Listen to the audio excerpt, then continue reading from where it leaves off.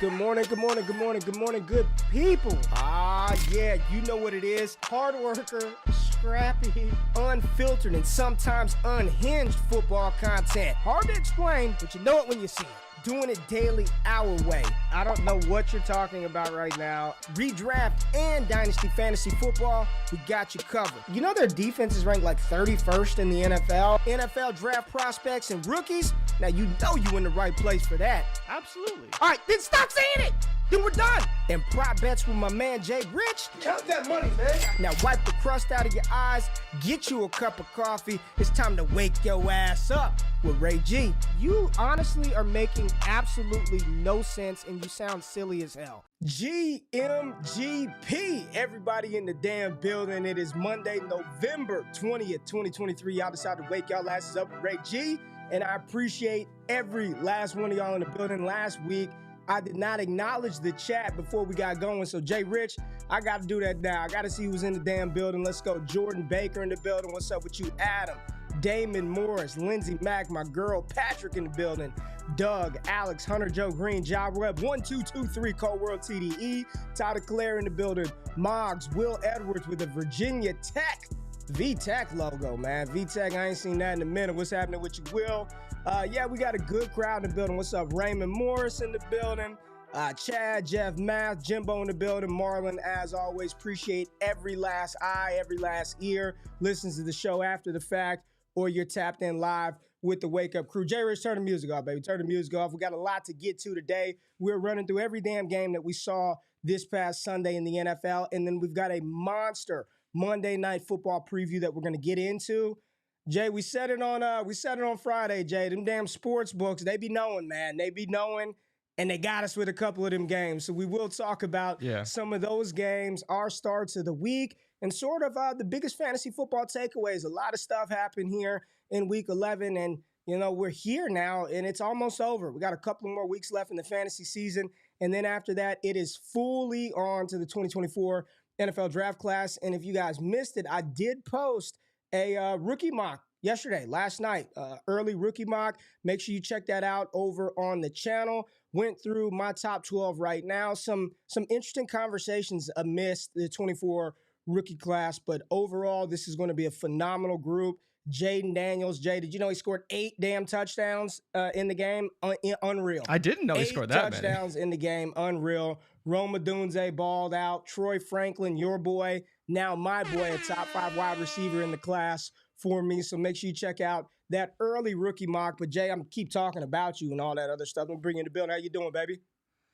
I'm good, man. I'm good. It was a good week of football. As you mentioned, some great college games. Yeah, Jaden Daniels doing some stat padding a little bit. Really making that high. I mean, he's playing well. He's playing well, but LSU keeping him in that game a little long. You know, Bo Nix, he took the fourth quarter off, pulled early third quarter. What was it? I think it was, 5 touchdowns in the first half for Bo Nix? I mean, Nix was balling. Bo Nix was balling. Nix is playing very, very well. But good weekend of football. And the Bears blew another victory. Good for them. Lions survive. Probably the most exciting game I think we watched all weekend for me. It's a good game. Bears-Lions, that was a good one. Bears-Lions was a good one. There were a lot of unexciting games. So Bears-Lions definitely lived up to the billing. We'll talk about the Sunday night game. I'll say this. I poo-pooed on the Sunday night game on Friday, and it was a lot more entertaining than I thought. I still was not enthused about Javonte Williams' 30 yards or Jerry Jeudy dropping passes or Josh Dobbs getting crunched up in the middle of the field, but it was a much more entertaining game than I thought. I was still half-ass tapped into it, Jay. But neither here nor there. Some couple of quick scheduling things. Destination Dynasty, Scott Connor's podcast is out now. Roster construction, teaching you how to build your rosters. This episode focusing on the tight end position. JRich, your show, Straight to the Bank, dropped on Friday. But this week, because we do have the Thanksgiving holiday, JRich and I will not be doing the Wake Up Show on Friday. We will be going live for a monster show on Wednesday. So make sure, set your alarms, Wednesday morning, 8 a.m. Eastern time. Wake up, me and JRich going through a full show, previewing the Thursday night matchups, looking ahead to Sunday, talking about whatever else is going on in the NFL. So make sure you are tapped in on Wednesday for another episode of Wake Up on the short week. And then the following week, I'm out all week. I'm on vacation. So unless JRich goes live, which I'm pretty sure he won't, there will be no wake up the week following Thanksgiving. I'll get it back on track when I come back in. I will get it done if JRich is here or not. But we don't know. We'll see if there's going to be one the following week. But Jay, got a lot of news, or not a ton of news. But you want to get into that? You want to get into the news, Jay? Jay is frozen, as always. Do you want to do the news now that you're unfrozen? You got it? Yeah, I can do it. I was like, did my power go out? Did your power go out? But yes, please hit me with the news drop so we can get to the news. It's just too hot of a news drop every time something happens. We got it, baby. Straight facts. The biggest news in the world of sports. Covered and brought to you by one man, Jordan Richards. This is Straight Facts. All right, Ray. So we did have a. Am I frozen again? You're frozen again. You stay frozen, Jordan Richards. My goodness. Frozen again. I will say the news since you are frozen until you can unfreeze, because you're just looking at me frozen. Let me pull up the news and run through the news drop. Okay, everybody. News for this week. Where's it at? Where's the sheet at? I'm unprepared. Geno Smith got hit by Aaron Donald, and now his elbow is messed up. So no guarantee that Geno Smith is playing this Thursday. They've got a Thursday night game, short week. So is Geno Smith going to be there? Jay, are you back? Can you do it now? Are you back? You got it? I think I'm back. Yeah, right, I think I'm back. But yeah, Geno Smith is going to be probably missing this Thursday night game. Our injury analyst, Jeff Mueller, does not think he's going to be available. We'll see. He did return to the game, but ultimately we're going to have to see. And Pete Carroll specifically wasn't so sure if he'd be playing this week. They do have the Niners. Then they have the Cowboys on Thursday the following week. And so it does pose a few different problems. They also are probably going to be without Kenneth Walker, who suffered an oblique injury in the game. So as I mentioned, they have the Thursday night this week. He's probably not going to play in that game. And then there's even concerns that Walker could miss the Thursday night game the following week against the Cowboys. So if you do have Kenneth Walker on your rosters, hopefully you're already in the playoffs, because he may not be making that playoff push for your fantasy teams. But Geno Smith could miss this week and potentially next week, but Jeff does think he will be back. And then Kenneth Walker definitely, more likely than not, going to miss this week and potentially could miss next week as well. So definitely some concerns for Seattle as they go through probably the toughest stretch of their schedule and looking at an 0-4 for the next month. Aaron Jones suffered an MCL sprain, or suspected MCL sprain. We're waiting for confirmation on that, and he could miss multiple weeks. So that could be a problem for you if you have him in fantasy. Obviously, he's been kind of up and down throughout the season, but the MCL sprain would put him back a couple weeks and probably wouldn't play for at least the next 2, potentially even the next 3. Dolphins running back Achane did return to action this week, but he suffered a re-injury to his knee. He only played 3 snaps. He tried to return, ultimately did not play very much in this game. I think the biggest thing now is, can we start him when he does come back, right? We thought, okay, he's been off for a while. They're resting him. He's back now, and he gets hurt again. So the bigger concern for us and for us, especially in fantasy football, is, can we trust him going forward? Do we need to see it on the field? And so at least for our injury analyst, Jeff Mueller, he was saying that he thinks that we should be waiting until we see him play a whole game to feel confident about starting every week. For a guy who gets limited touches, if he can't even get through a whole game, that's a problem for us in fantasy football. So we'll have to monitor his status. He'll probably play this coming week, but we'll have to see what happens with Achane. Deonta Foreman also re-injured his ankle injury, and he didn't play too many snaps. So we think that Khalil Herbert could be the lead dog in Chicago going forward. It was Foreman. He was playing pretty well. He did score a touchdown, but we'll have to see how that backfield shakes out in Chicago going forward. Cooper Kupp suffered a low ankle sprain. He is expected to play in the game. He was held out by the coaching staff. He tried to go back in, but they obviously got through him without him. So no harm, no foul, holding Kupp out. But it should be a low-grade ankle sprain and a low ankle sprain at that, so he should be fine to play next week. And we also have to monitor Chris Godwin's status, because Chris Godwin did suffer what appeared to be an ankle injury. Didn't limit him too much during the game, but don't be surprised if he pops up on the injury report. So we'll see what happens with Godwin. Obviously it's been Mike Evans, been Rachaad White. Haven't been wanting to play Godwin too much, but he may be on the injury report this week, so something to monitor going forward. Ray, was there anything that I missed throughout the news? I don't think so. I think you got through and hit majority of the stuff. It's unfortunate, the Aaron Jones injury. Yeah. He's just been a player that's been disappointing this year all the way around. We really thought that with Jordan Love and a bunch of young wide receivers that it would be the Aaron Jones show, or at least Green Bay trying to lean on Aaron Jones and his skill set from a rushing and receiving perspective. But we have not really gotten that from him, or we have not gotten that from him this year. I believe next year Aaron Jones will be 29 years old. So here we go. Really, and remember, unfortunate they about restructured this his one. deal too to get him back. And my question to you about Achane is, are you concerned about him long term? He's already being valued as a top 8 running back on Keep Trade Cut. You know, while the NFL seems to be more willing to give smaller players opportunities in games, this is still a fear. And what I always say is, every play is a train wreck. Anybody can get hurt, no matter if you're 180 pounds or 290 pounds. You can get hurt on any single play. But does this give you a little bit of pause with investing multiple first, picking Achane in the second round, or are you just kind of like, this is what it's going to be, and when he's on the field and playing, I want to realize those points, and if he has to miss a couple of games here or there, no big deal. Where are you at with Devon Achane? I think for me, when it comes to Achane, and I've talked about this on the show plenty of times, he's one of the hardest players to value. Like right now, he's sandwiched between Jonathan Taylor and Kenneth Walker on Keep Trade Cut at RB7. And if I'm being honest, I'd much prefer Jonathan Taylor or Kenneth Walker over him because I'm a little bit more secure in their workload week to week. I think they're going to be able to hold up. And to be fair to Kenneth Walker, he's been banged up quite a bit as well.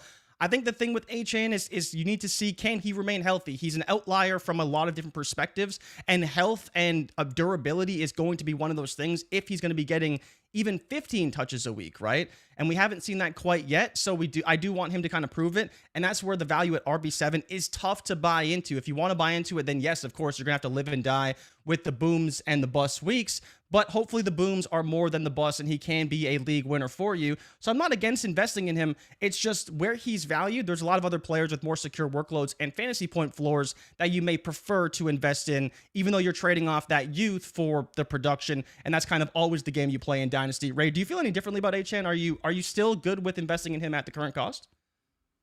Yeah, I think so. I mean, he's going to get hurt. All the players, everybody's going to get hurt. Everyone gets hurt. Everyone on the list. Get hurt. You're going to get injured. You're going to miss time. Very rarely does a running back just go through an entire 18-week, 17-game schedule unscathed, healthy for all 17, toting the rock 20 times. That's just part of the position. I think you have to embrace it. You can't panic.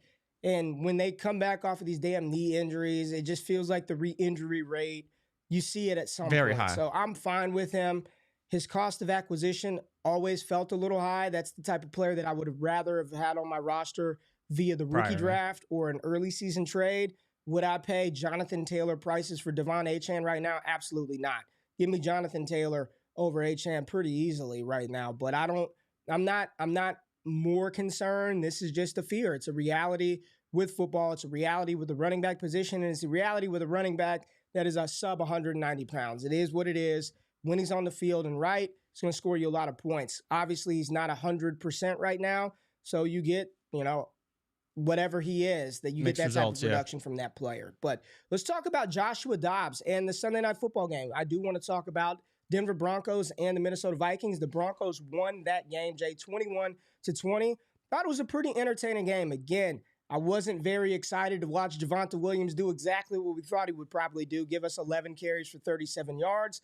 But I will say, Jay, that Russell Wilson was very good in the game, and Russell Wilson, for the most part, by and large, has been really good this season. Russ went out there and he cooked. They let him throw the ball 35 times, 259 yards, 1 touchdown for Russell Wilson.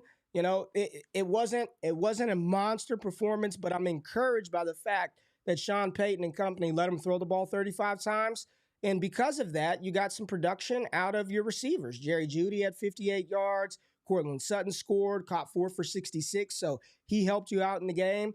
I thought it was fine from Russell Wilson. He is definitely not the same Russ that he once was in Seattle, or at least how he used to play in that Seattle offense. But by and large, I think Russell Wilson has been fine this season. Everybody wanted to replace him at the start of the year. They needed a new quarterback. Don't believe that's going to happen. I believe Denver rolls with him again next year. And, I thought he was fine. They got the dub, 5-5 on the season. Minnesota, this team that's still in that fringe range for a playoff spot. Kind of a bad loss for Minnesota right here. I thought they had him. I thought they had the Denver Broncos in this matchup. Joshua Dobbs, another 2 touchdowns for him. He got touched up this game. He was running around. He got touched up a couple of times, but he still got the ball to his tight ends. Unfortunately, the tight end that scored was Josh Oliver, who had that as the first touchdown score on the game. Jordan Addison did not do much for us in that matchup, Jay. And this is one of the things that I cautioned and warned on is the target share, like the opportunity. He had 6 targets in the game, but by and large, for him to continue producing, what was he, 16, 17 fantasy points per game? It was a lot of it was touchdowns for Jordan Addison. Sub 20% target share is not going to get you there, so he didn't do much for us in the matchup. And then from the running back perspective, 2 running backs, guess they were both fine. Right? Ty Chandler got you 4 catches, 70 yards. Alexander Madison, 18 totes on the night coming off of a concussion, 81 yards. I thought they ran the ball well. Fantasy takeaways from this one, I don't have much, Jay. You don't have any fantasy takeaways. I think for me, it's Courtland Sutton. Honestly, the biggest thing for me, and I've talked about this a lot, Courtland Sutton's been the primary receiver who's actually been on the field at a large majority of shares, 85%, 90% almost every single week, and catching touchdowns very frequently, right? So even if you don't know and aren't sure about the volume, he's on the field a lot, he's running a lot of routes, and he's catching touchdowns, and he's been showing that value. Literally snatched a victory out of the hearts of Minnesota Vikings fans last night. Phenomenal play and catch by Courtland Sutton, really doing and showing what made him so successful in college and such a highly touted prospect and talent at the NFL level. But Russell Wilson, as you mentioned, was great. I thought he played a good game. 12 points in the fourth quarter. He was phenomenal. I'm curious to see, as you mentioned, right, how this Minnesota team looks with Jefferson back. Does this kind of force Jefferson back a little bit? 6-5, still firmly in the playoffs, right? I believe the number was 80%. They still have them making the playoffs after a loss because the teams below them are terrible. The closest team below them is the Saints, and they're winning their division, so they're actually ahead of them in the playoff standings right now. So Minnesota's still in the driver's seat. They have a slightly tough schedule. But yeah, fantasy takeaways is really just, can Addison continue to produce with Jefferson back? I think kind of no. People need to understand this is like one of the worst matchups in the NFL for wide receivers. So that's the biggest thing there. It was encouraging to see Judy, and then P. Ryan obviously did a lot at the very end of that game to help Denver secure a win. But outside of that, he didn't do a whole lot. But for me, the surprise is Javonte. Javonte's been running very, very well. The matchup wasn't great. But I'm hoping to see he can continue to do well and get a lot of carries. This game was not one of those performances because Dobbs did play well enough to keep Minnesota in the game. But I'm curious to see what happens with Javonte going forward. Yeah, I saw that Tater, did you bet that? He says plus 6,000 for Oliver first TD. I don't know if he bet that, but if you did, Tater, I'm going to air horn you right now because that is money, baby. Good found money because nobody had that in there except old Tater Wolf. Yeah, Ty Chandler, I thought he looked good. He looked more explosive to me, looked a little more shifty than Alexander Madison. Ultimately, this is a team they're just trying to hold it together, Jay. They're trying to hold it together until Justin Jefferson gets back, wasn't activated off of IR before the game.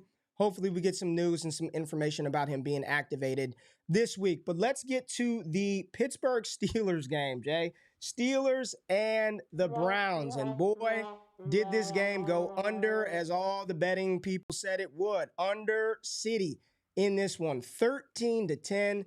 The Steelers fell to the Dorian Thompson-Robinson-led Cleveland Browns. Jay, I all I wanted to say at the beginning of this segment is your boy, Kenny Pickett. My boy. I'm leaving you on the screen. I ought to get myself off of here. Your boy, Kenny Pickett.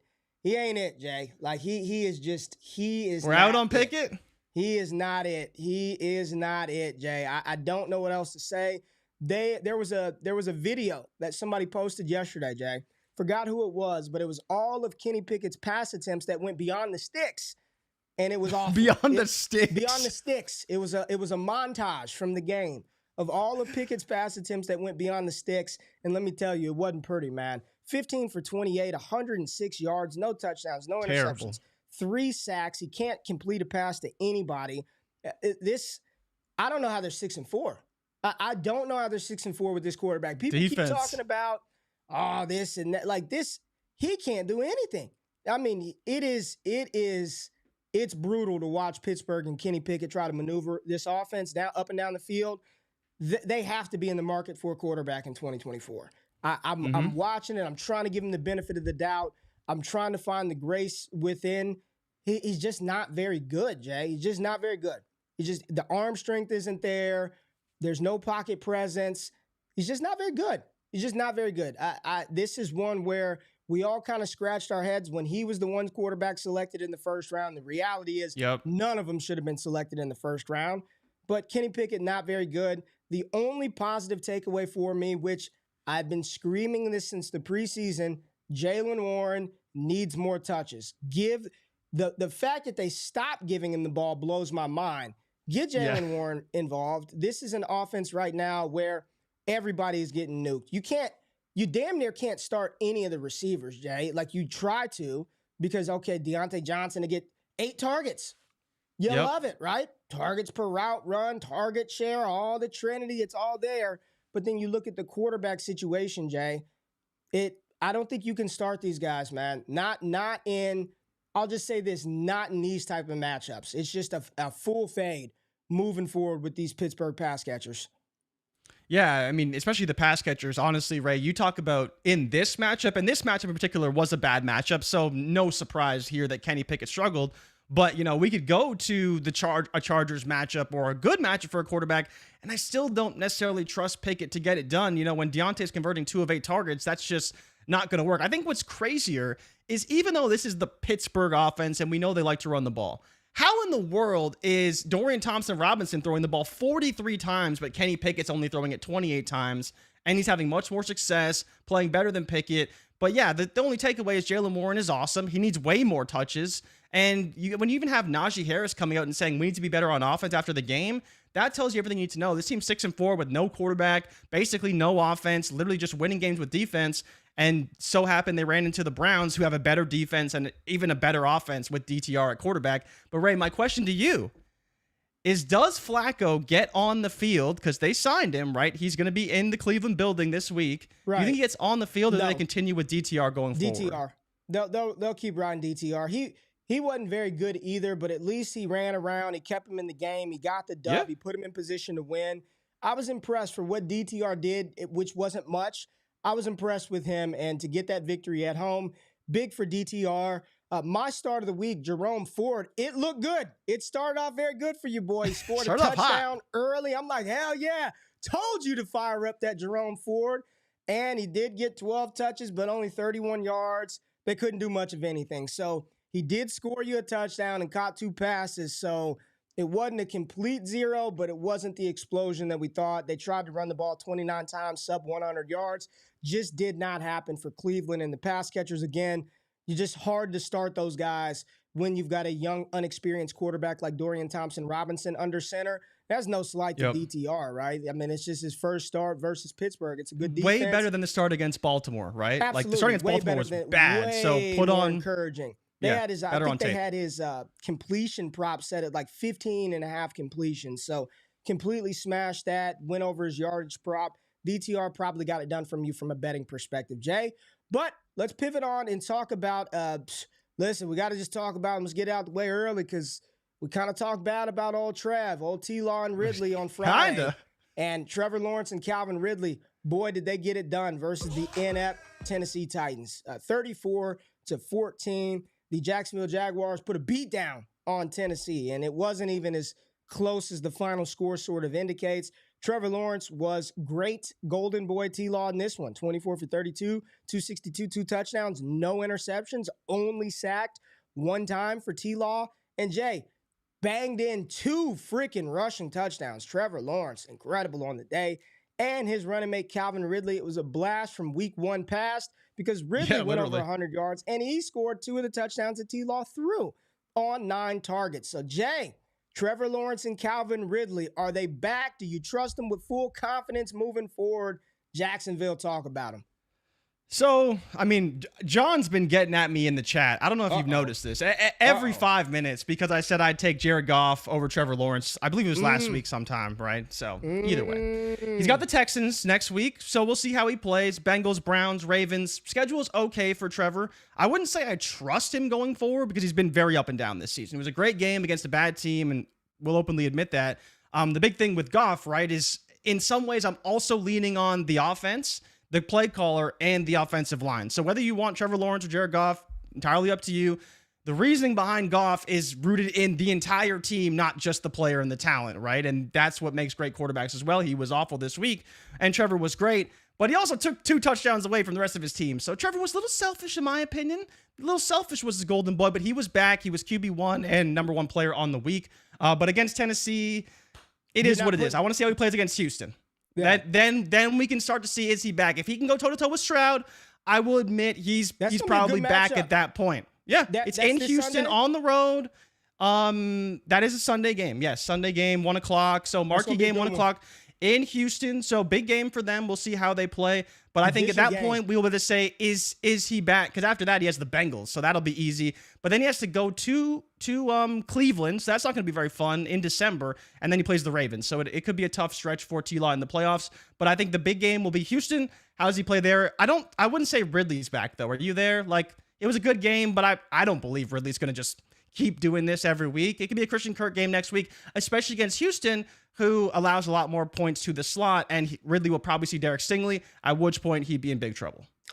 This is the third straight game where Travis Etienne has sort of let us down a little bit. He had 24 for 79, no touchdowns versus Pittsburgh, 9 for 35, no touchdowns versus San Francisco, and then 14 for 52, no touchdowns this week versus Tennessee, Jay. So we did not get the big boom out of Travis Etienne that we expected either. So quite unfortunate from that perspective. And then on the other side of the ball, I don't have a lot to take away from this Tennessee team besides they're bad, Jay. Yep. They're 3-7. I watched a lot of this game because I wanted to see Levis and what he looked like.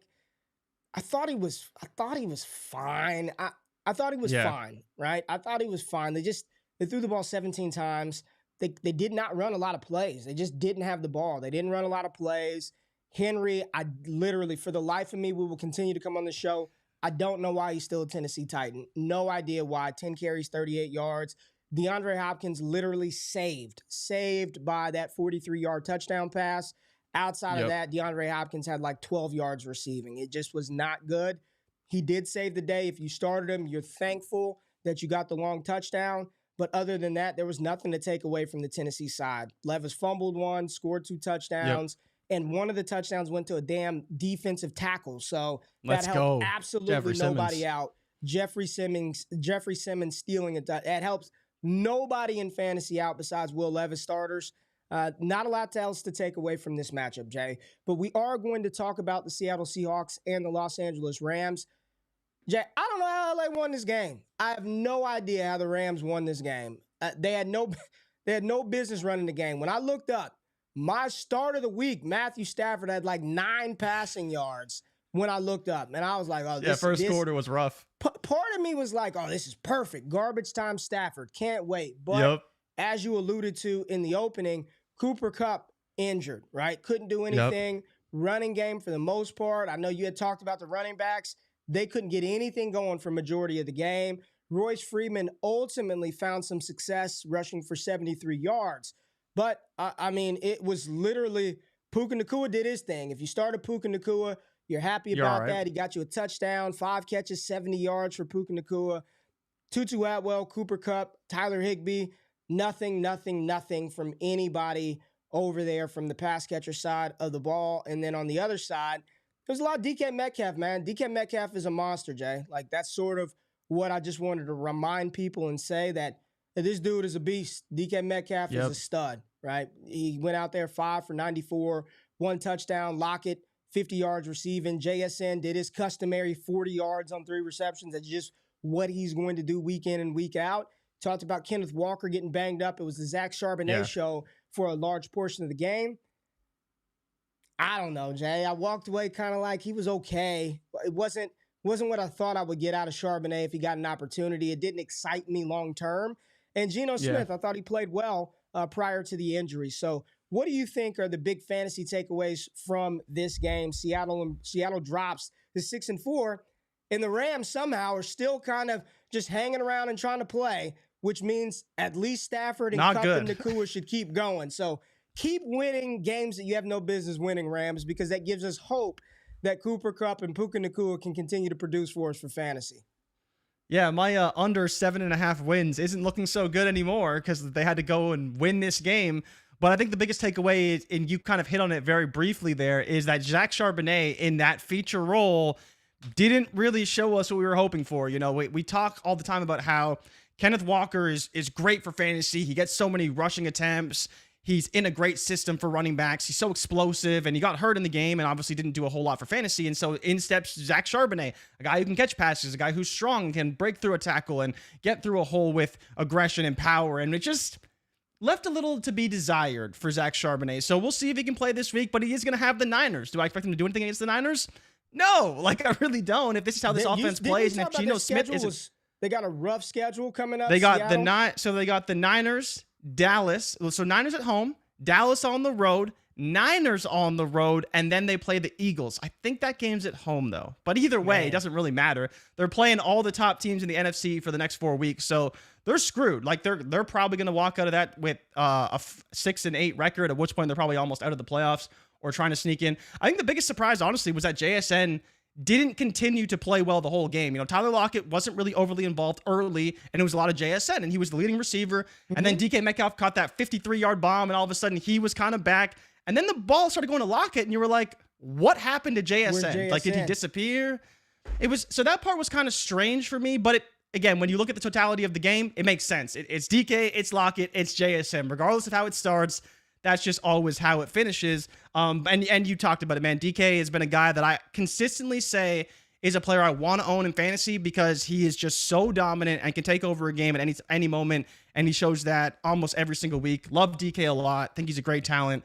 But I think until Tyler Lockett leaves, I think JSN is basically just a guy that is flex-worthy some weeks, but probably you don't want to start him week in and week out.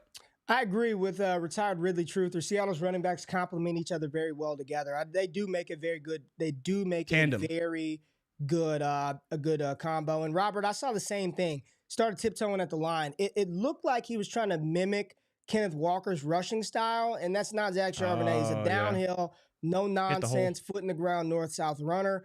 He caught 6 passes, so you're happy with that from a PPR perspective. But just watching his movement skills, was a little underimpressed, but hopefully he gets more reps with the starting unit in practice, and then he comes out ready to roll against San Francisco. Short week, so got to get it done. Yep. But that's about all I have from this one. Hopefully everything is okay with Cooper Kupp, and they get back on the road. And surprisingly, Stafford was only sacked once in that game. He was only sacked one time. It was just they looked off. The timing was off. They looked bad. But they got to win, and that's what we want. Please keep winning, Los Angeles Rams. Another uninspiring quarterback performance on the weekend. The Jets, +7, +7. They'll keep it close against Buffalo. Woof. That did not happen because Josh Allen decided to turn back into Josh Allen, Jay. Josh Allen was back, and he was dominant. He played very well in this game. There he is, Josh Allen, 3 touchdowns, over 270 yards passing, 1 interception, sacked 1 time, ran the ball 5 times for 15 yards. In this matchup, the Buffalo Bills put foot in the Jets. The Jets got so sick of Zach Wilson, they put in Tim Boyle, and they let their punter throw a ball, Thomas Morstead. But Zach Wilson, 7 for 15, sacked 5 times, couldn't get a damn thing going, 1 interception. The Jets look so bad in this one, Jay. This didn't look like the same Jets team that was hyped up week 1 that beat the Bills. This was a very bad Jets team. They fall to 4-6 on the season. Buffalo improves, coming off of a 2-game losing streak to 6-5. What are your thoughts and big takeaways, fantasy perspective from this game? I think the biggest takeaway is what happens now with Garrett Wilson, right? We know that he was coming in with an injury, so the 2 for 9 wasn't, I wouldn't say shocking, but we'll see what happens with him going forward. But the more important question is, who's his quarterback? Because Robert Saleh was very non-committal on Zach Wilson going forward. He's continuously been supportive of Zach Wilson. Every week he says, Zach's our quarterback, Zach's our guy. And finally this week they said, enough is enough. We can't do this anymore. This guy's terrible. They put in Tim Boyle. It's unfortunate that Flacco signed with the Browns because honestly, the Jets probably would have signed him back because he was on the team just last season. So what do they do from here? The question for me is Garrett Wilson, can you start him going forward? Because who is his quarterback? Again, the reality is, can it get much worse? Hopefully not. We'll see. And then Breece Hall continues to just do whatever he can. 5 reception, 50 yards, leading receiver for the Jets, scored a touchdown, only 23 on the ground because every week this guy just can't find a hole. There's just nothing available to him. The offensive line is bad. There's nothing for him. Breece is being saved by receptions, but that's it. I mean, he's been awful on the ground, and it's not because Breece not his fault. They can't block anybody. Yeah, it's a big problem. I mean, and the other thing is honestly for me, it's the Bills obviously looking good. We talked last week, Josh Allen or CJ Stroud. Any difference opinion there? I mean, I'll ask you. What do you think? I was still team Josh Allen because of the rushing, right? Like I still believe the rushing kind of does cement Josh Allen ahead of Stroud, but pick your poison, whoever you want to take. But yeah, obviously Josh Allen was great. James Cook getting the majority of the rushing yards was great. 17 Cook, carries. Baby. The only bell cow that gets no goal line touches. Hey, None. But he caught a touchdown, 5-yard reception for a touchdown, so we're good there. Khalil Shakur, 115 yards and a touchdown rate. Come on now. It was really just Diggs. Diggs got clamped, baby. What happened? If Sauce Gardner hustled and there wasn't a block in the back, I mean, he got it done. In best ball, because you didn't start him anywhere. In best ball, you're happy with that. Yes. Yeah, and Kincaid was good too. He got a lot of work early, but he kind of disappeared a little bit later in the game. Kincaid. Yeah, I think he had like 5 receptions in the first half, and 6 second for half he did like next to I'll nothing. take it at this volatile tight end position. The real head scratcher for me, and I'm starting to get a little worried, Jay. I'm starting to get a little worried about Stephon Diggs. I mean, picture. He's getting the targets, right? 8 targets, but it is not transferring to fantasy points. So I'm getting a little concerned with Stephon Diggs, but Buffalo's still winning, which means they'll keep fighting for that playoff spot, which means we should have Stephon Diggs through the fantasy playoffs. But I'm getting a little concerned about the lack of production for Stephon Diggs. And you look at Josh Allen throwing for 275. Gabe Davis didn't even have a catch in this game. Diggs didn't go over 27 yards in the game. How the hell did Josh Allen get to damn near 300 passing yards with Diggs and Gabe Davis, sub 30 yards combined? It's just weird variance. You just got to embrace it, but you got to keep rolling with Stephon Diggs through hell or high water. And to answer your question on Garrett Wilson, led the team with 8 targets. Jay, now what? I'll just say this. I had never thought in a million years we'd be talking about Tommy DeVito as a top 5 quarterback on the week, getting the ball to playmakers, Darius Slayton playing well. We can just transition to that game right now. Giants and the Commanders. I say if Garrett Wilson is going to play, you just cross your fingers and you jam him into a flex spot and pray that at worst he's a flex, right? He has to be. Catches some of those eight targets. Just Zach Wilson isn't very good. We all knew that. This was putting lipstick on a pig, trying to make it look a lot prettier than what it is. So the Washington Commanders and the New York Giants game, I think a lot of people thought this would be a lock for the Commanders. Just roll them in there. If you're doing a Survivor League pick, no chance that the Giants walk 10-point favorites to Washington and beat this team. And that's exactly what they did. What an embarrassing loss. My mom lives out in the D.C. area. My stepfather's been a Commanders football team, a Redskins fan for years, Jay, since he was a child, and oh, damn. They were talking about that game, saying that has been one of the worst losses, top 5 loss that they could remember. Losing to that team at home, crowd was just, and it wasn't even just a loss. They were embarrassed in that one. I mean, the Giants looked like a team that were trying to get the last playoff spot, man. They were out there playing dead. I'm like, man, this is good football we're seeing here from the Giants. Now, DeVito, albeit he was very good for fantasy, he's still sacked 9 times. And I believe I saw a stat, Jay, that it's the first time since 1984 that a team that sacked the opposing quarterback 9 times lost by double digits. Like, we have not seen this happen, that you get that type of pressure on an opposing quarterback and get your ass beat by 2 touchdowns or more by double digits. Ron Rivera should be fired. He should be fired today. One of the things that we don't want to do on Wake Up is come on here, slam players, because listen, neither you nor I have the physical or mental capacity to play any level of professional sport. So I'm not going to crap on professional players and try very hard not to do that, right? I might call you a bum, but I'm not just going to go on a tirade. He ought to be fired, man. To go out there and have DeVito put up 246, 3 touchdowns, you sacked him 9 times. Saquon Barkley, 80 yards rushing, 2 catches, 2 Bell touchdowns cow Barkley, through the baby. air. This was bad. This was bad from the Commanders. I do think, Jay, is full slate. I think they're wiping house. I don't think Bieniemy is safe. Ron Rivera should be fired. And what's that do for Sam Howell? You know what it feels like for me personally watching Sam Howell? A young quarterback who's run out of gas. It looks like they wore him out so much at the beginning of the season, asking him to throw the ball 40, 50 times a game. He just looks worn out. He looks absolutely, you watch him, he just looks worn out. And we sit back, and this ain't no Madden, right? You just can't go week after week and just keep simming games and playing. I'm sure he's banged up. And you listen to professionals who have been in the league for multiple years talk about by the end of the season, I'm just absolutely beat down. Took another 4 sacks, 3 interceptions, fumbled the ball. He looks tired to me watching him play. There's not a lot to take away from the Washington side. You're still no pass catcher that you can depend upon consistently. Jahan Dotson does nothing, but somehow he gets in the end zone. Terry McLaurin gets all the targets, but he doesn't get the receptions in the yards. They got Dan B-Rob out there routing up folks. Gibson, Brian right? Robinson is the best player on the field, running the ball, catching the ball. There's not a lot to take away from the Commanders side of the ball, but clean house should happen. They should sweep it out, clean it up, start over. They showed pictures of FedEx Field. And to put the icing on the cake of why Rivera should be fired, they didn't even have hot water in the locker room after the game, so neither the Giants nor the Commanders could shower after an NFL football. No hot water, Jay. Not good. Just scrap it. Just stop. Go play at University of Maryland. Go to College Park. Get out of FedEx Field. The Commanders are cooked, Jay.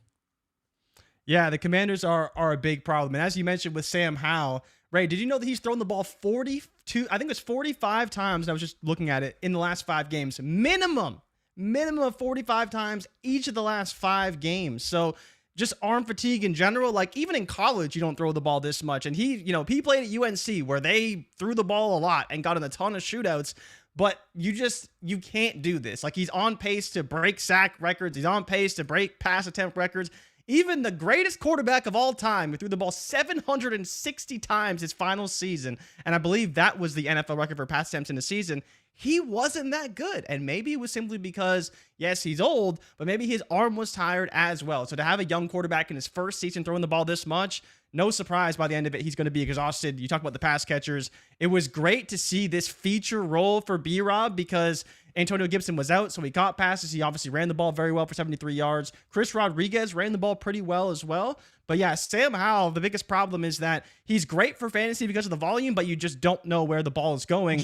On the Giants side, I think it's just bell cow Barkley, baby. They used all the hot water in the locker room to boil under Rivera's seat just to get... That's a good one. He's got to be Good fired, shit, though. man. Like, I don't... Two games now they've lost to the Giants. They've lost both games to the Giants now. Yes. So at this point, it's over. He's got to go. It is disintegrated. It is ash. And shout out the Giants, baby. The Pats are in the Drake May sweepstakes. Let's go.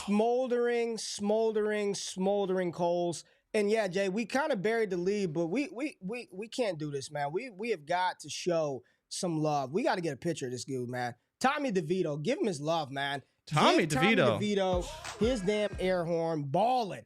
I mean, 9 sacks. Got sacked 9 times, Jay. 5 in the first quarter, too, right? He got 5 and still went out obliterated there in the first quarter. and launched 3 touchdowns, 246. Where's he finish on the week? He's got to be a top 10 quarterback, He was like QB 4 or 5, I think. Come on, he was dog. QB 5, yeah, between Lamar Jackson and Josh Allen. And I think what's crazy, Ray, he did nothing on the ground. Like, he's a guy that we know can run a little bit, and he did nothing on the ground. He had less rushing yards than every quarterback ahead of him, and less than Josh Allen, Kyler Murray, Justin Fields, obviously, Sam Howell. Like, the only guy who's really close to him in points who didn't run was Jordan Love. The Italian. They want the chat wants it. The Italian. Is he the Italian stallion? Is he the Balboa of this NFL shit, man? Let's go, DeVito. Listen, if anybody offers you anything for him in Dynasty, accept it. Multiple third, second, take it. Don't get too crazy. This command. Proud of him though. Rivera ought to be fired, Jay. He needs to get fired, as well as your boy. Oh no. Your boy. Brandon Staley, Jay. Let's go about the Chargers and the Packers. Brandon Staley, I don't know. So, Jay, shameless plug. I mean, it's our show, but you'll be on Bleacher Report tomorrow, and you're talking about coaches who should be on the hot seat. I think your job is very easy because you could probably spend all day talking about Ron Rivera and Brandon Staley, I saw a tweet. It was from 2019. I think it was Ian Harditz that tweeted it out. But Keenan Allen retweeted Ian back in 2019 because I think the tweet said Chargers games finish the same way every time. You just know what's going to happen for the outcome of a Chargers game. And somebody's like, it's still relevant 4 years later. They lost again. They continue to lose games. Brandon Staley is in the press conference, Jay. I actually had this video pulled up, but he's in the press conference. Man, I got to show this, man. I bookmarked it and everything. There's a lot that I want to show from this one, but he's in the press conference, and he's talking about Quentin Johnston, and he's talking about, I guess the question was, do you still have faith in your first-round receiver? I'm just going to pull it up because y'all need to see it. Go watch it. You can't see it here. But he's here in the press conference, Jay, and he said QJ made a lot of big plays at training camp. We still believe in him. A lot of big plays. That's what Staley said in training camp. Jay, this shit was like 13 weeks ago. And he's talking about Quentin Johnston making plays in training camp. Bro. Get this dude out of here, man. Get Brandon Staley out of there. He needs to go, Jay. It's time. It's been time. He's continued to be saved. I'm looking at this offense, Jay, and it was supposed to be awesome with Kellen Moore, and it's not. Austin Eckler, Jay, I got another one for you, man. I got another bookmark tweet for you that I want to pull up because I want the crowd to see this. And you don't even need to hear anything, Jay, but I'm going to pull this up. Let's pull this up. Look at all Eckler running at the bottom. And Hayden Winks tweeted this out and said, I did not change the play speed of this video. Can I make this bigger? Let's make this, let's blow this up. Let's blow this up. Look at Eckler. I'm probably going to get booted from showing game film, but look at Eckler, Jay. Just go. I mean, walk down, Jay. Walk down. I mean, how does this happen? That's a tough scene right there. He just got, it wasn't even close. He couldn't break away from anybody. Jay, these Chargers, man. I don't know what to say. And then, of course, the infamous drop by Quentin Johnston, which would have been a 70-yard touchdown bomb. Game winner. Jay, would have been a game winner. I don't know where to go. We'll get to the winning team, but talk about the Chargers, who Justin Herbert, in my opinion, played phenomenal. Justin Herbert, he did everything. I mean, he turned into Vanilla Vic. He's out there running, spinning in the middle of the field, dropping a shoulder in the cats, throwing touchdowns. Keenan Allen balled out. Yep. Eckler, I'm concerned, man. He doesn't catch passes. He isn't very fast. Who do they go to? Their second leading receiver was Donald Parham, man.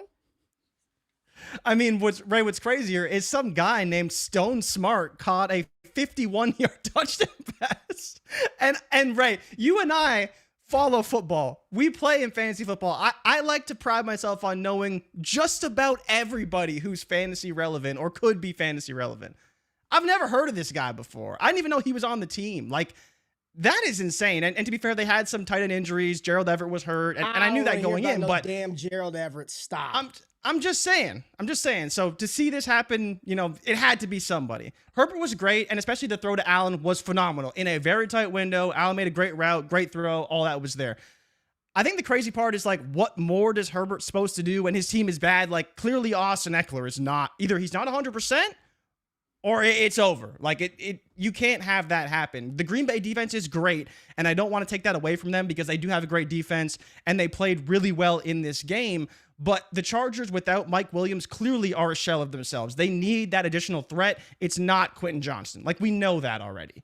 I think we can confidently say Quentin Johnston's not going to be the answer for this team this season. Could he be next season and beyond? Maybe. But this season, he's not saving this team. This team's 4-6. They have the same record as the Jets right now. Their defense is terrible. Brandon Staley is up talking about, oh, yeah, I'm the one calling the defenses. Stop asking the question.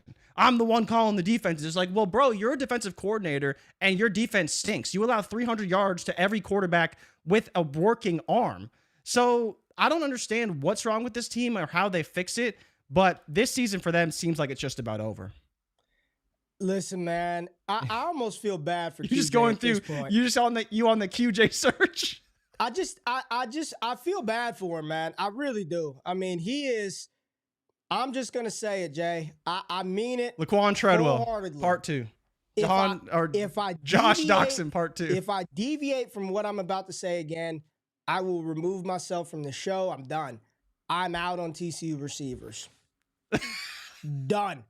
Lazy analysis. Let's go. Call it what you want. I'm done. Scout the player, not the helmet. I'm scouting helmets. If you come from TCU and you line up like this, set hut, and you're trying to run a route, I'm out, Jay. I'm out. I am out. Quentin Johnston, Josh Doxson, Kobe Liston B, Jalen Reagor. Yep. Jalen Reagor. Yep. Out. And that wasn't the only QJ drop. He had another one in that game. It's the hand placement, the confidence. It's a rough scene, very rough scene in Los Angeles right now with a player that they picked in the first round. And I'm not sure, did he get picked over Addison? Was he drafted ahead of Jordan Addison? I don't believe I think he so. was. But I'm almost Let me check the positive order. he Let me check the was. order. No, let me tell you, you don't even have to look. I'm positive he was because I tweeted it out. Rager and QJ were drafted in the same draft spot, and the pick after Rager was Jefferson. The pick after Ray, the pick what's after crazy? Quentin Johnston was Jordan Addison. So not good. So it was actually Zay Flowers next. So he was ahead of Zay Flowers, and then it was Addison after that. Man. So he was drafted ahead of Zay Flowers and Addison, both who are much better than he is. And even Dalton Kincaid, who would be a better pick right now than QJ would. But on a positive note, hey man, Jay, they called you a madman. Matter of fact, Jay, they called you a madman. Go ahead and pop off, JRich. Talk about that other quarterback, man. Go ahead. I don't need to take too many accolades, but yes, I was all in on Jordan Love. I said, and one of the stats that I gave, that he's thrown 40 passes 2 of the last 3 games that he's played. And once again, 27 for 40, 322 yards, 2 touchdowns, QBR 54.6, 108 rating. Dontavian Wicks was great in this game. Jaden Reed obviously ran a touchdown in, but was great as well. The thing with Love right now is he's spreading the ball around, and really, do not read into this too much. It was matchup based. The Chargers are terrible, but Jordan Love did play a great game and did get a big win. I still believe that the Chargers probably could have won the game because Justin Herbert laid a perfect pass to Quentin Johnston down the sideline that he dropped. But the Packers got a big win. They needed it to kind of stay in contention in the NFC. But I thought that Love played a great game. He threw for 300 yards. It's kind of what we needed to see. Thought it was a great game from the Packers, and I thought LaFleur called a very good game on offense, especially without Aaron Jones. So shout out to Jordan Love. He got it done for me. So it was a great call by me and a better performance from Jordan Love. Jordan Love smash, man. Good call, Jay. They thought you were a madman, and you nailed it. No interceptions, 2 touchdowns through the air, 300 yards. He got it done for you. 20 Jaden fantasy Reed, points. Bell Cow Reed, 3 for 46 on the ground, a touchdown. Bell Cow Reed that can also catch passes, 4 for 46. Romeo Doubs, very good, Jay. When they give him the ball, he produces for us. And Christian Watson, another pedestrian performance, but he did score a touchdown to sort of salvage the day. Don't feel great about Christian Watson now. What do you think about these running backs moving forward? I saw Emmanuel Wilson after Aaron Jones got hurt. He got hurt. I don't even know what happened to him. He just ran to the sideline, grabbed his shoulder. He got hurt. We know A.J. Dillon is not very good, Jay, but I mean, do you want to even start A.J. Dillon? Honestly, do you want to start A.J. Dillon?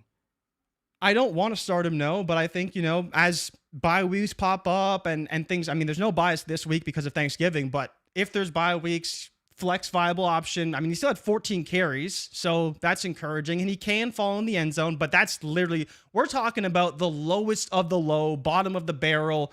We're starting him because he will get touches, not because we think he's even going to get to 50 yards, right? So it's going to be ugly. He's, a low end flex, but he's probably the starting running back for the Packers going forward.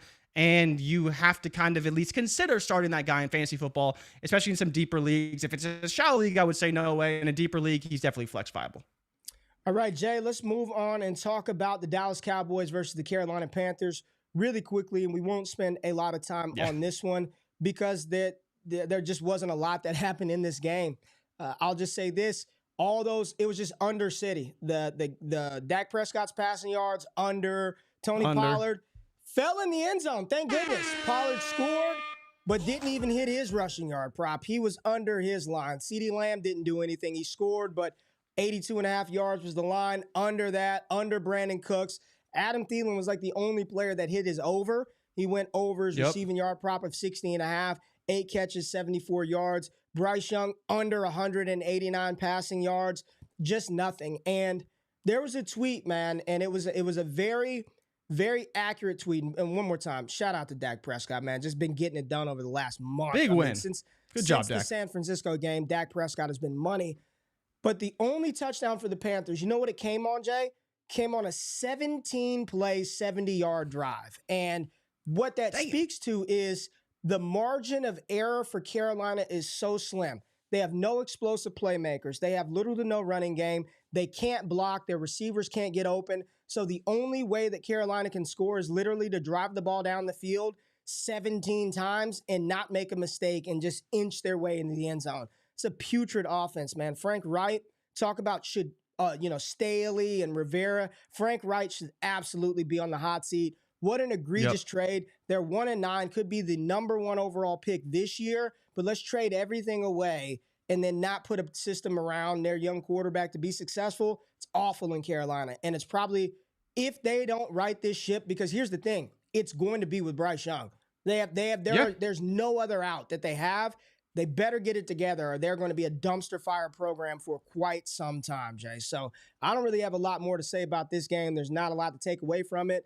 Cowboys probably didn't get it done for you, but it wasn't because the Cowboys are bad. They just didn't have to. Deron Bland, non-competitive game, yeah. Panthers couldn't do anything. Just wasn't a lot of fantasy production in this matchup. But we did get a lot of fantasy production, Jay, out of the Arizona-Houston game, even though the total wasn't under. We thought this would cruise over, I think, 46.5 point total in that game. Kyler Murray, CJ Stroud, we were excited for this one.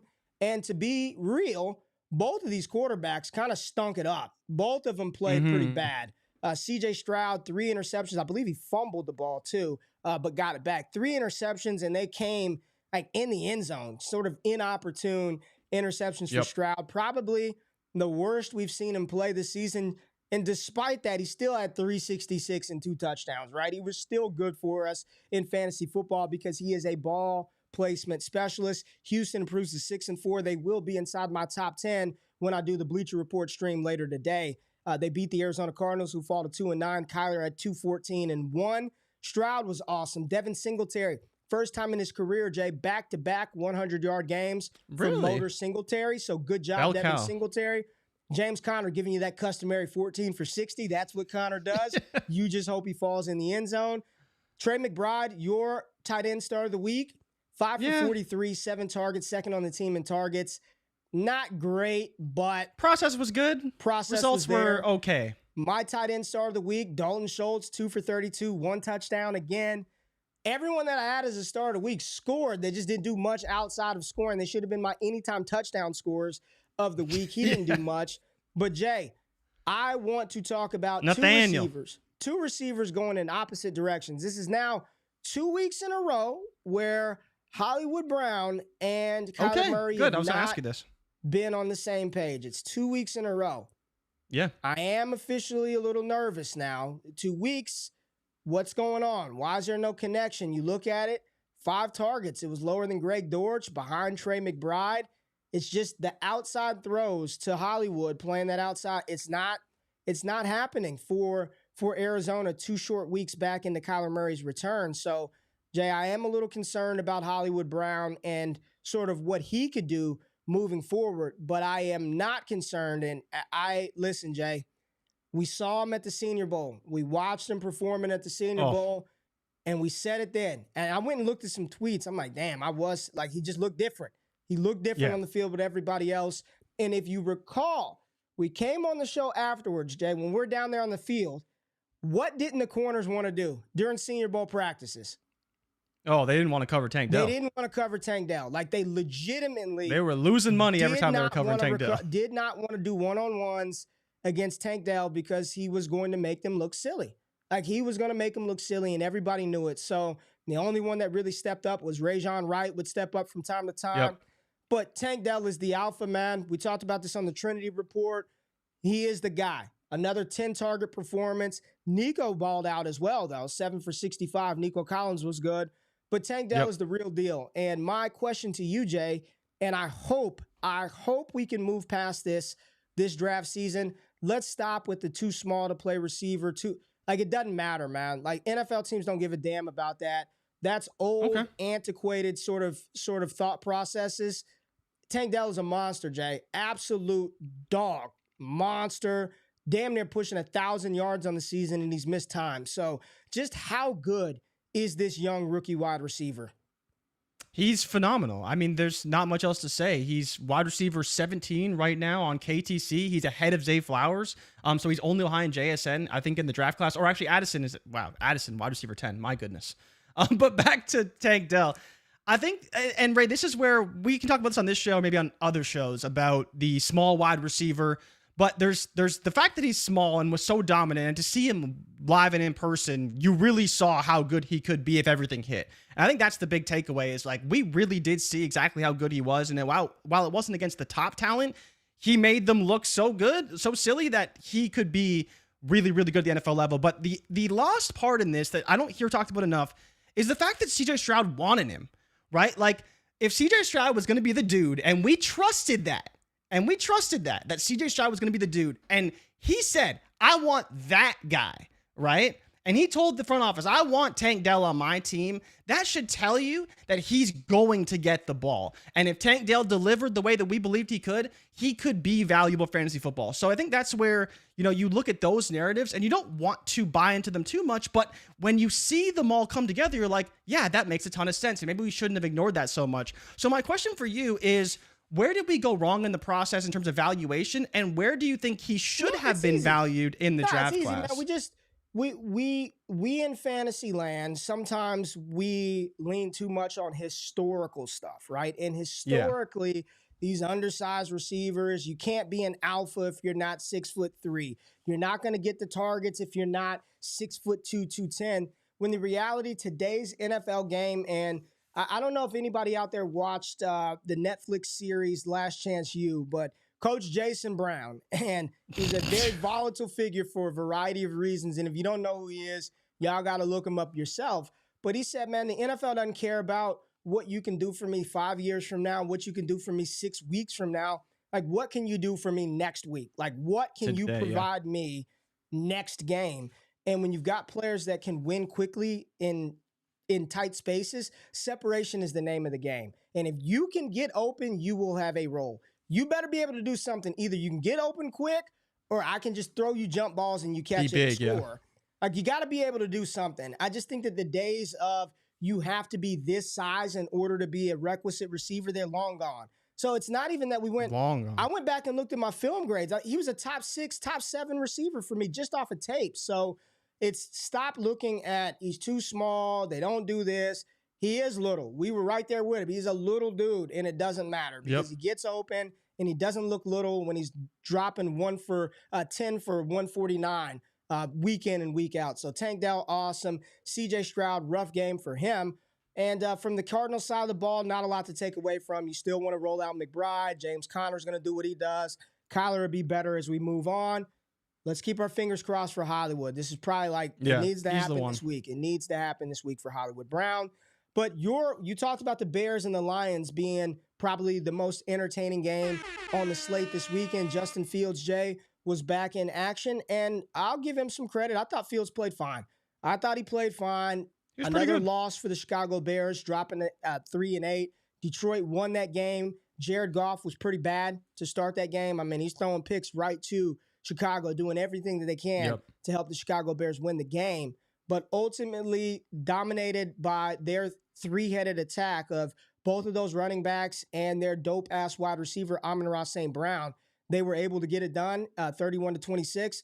Both David Montgomery and Jahmyr Gibbs were very good for us in fantasy. If you started either of those two, you're in a good spot, man. What do you think about Jahmyr Gibbs, David Montgomery, this Detroit Lions team, Amon-Ra St. Brown, and then moving forward, 8-2?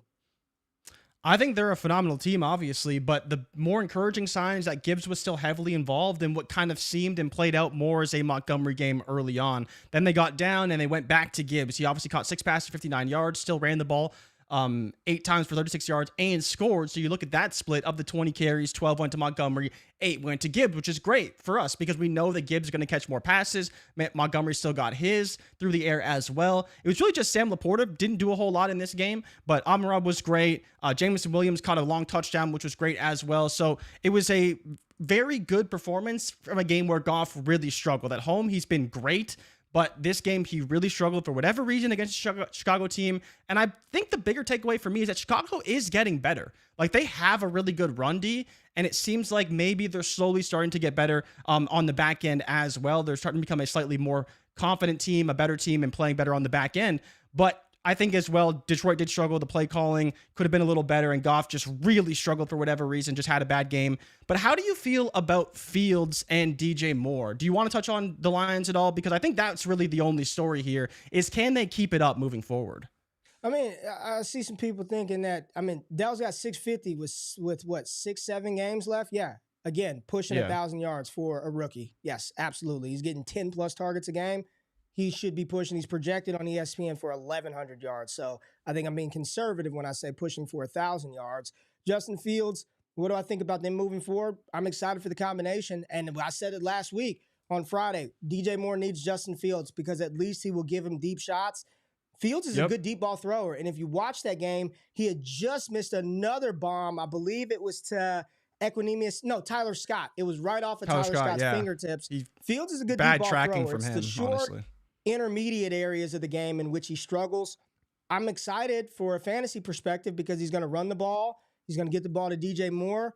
Does this save Justin Fields long term? I don't know, Jay. I still don't know. I'm not ready to say that the Bears need to move forward with him, but I watched Justin Fields play, and then I looked at like 5 other quarterbacks this weekend and was like, I'd take Fields over like 5 of those guys. So let me try to do this thing with Justin Fields. And the more this goes on, I know it hasn't been pretty. And maybe here's the thing, Jay.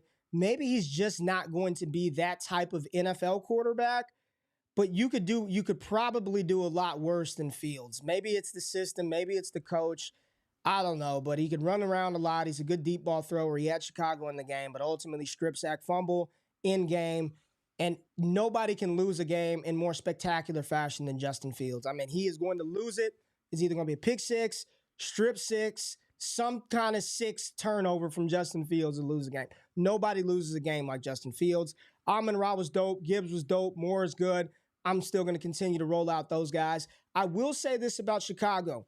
Only 6 carries. Roschon Johnson looks good. I don't know why they don't want to give him the ball more. Roschon looked good. In his 6 rush attempts, I'm watching him thinking, damn, man, they need to give him the ball a little bit more. Give Roschon the ball. Like, as we move down the stretch, we know what Deontay Foreman is. Stop it, Chicago. See what you have in your young rusher. Like, I just don't get it. Like, give him the damn ball, please. Please. All right, Jay. We got one more game, and then we will get into a dope Monday night matchup.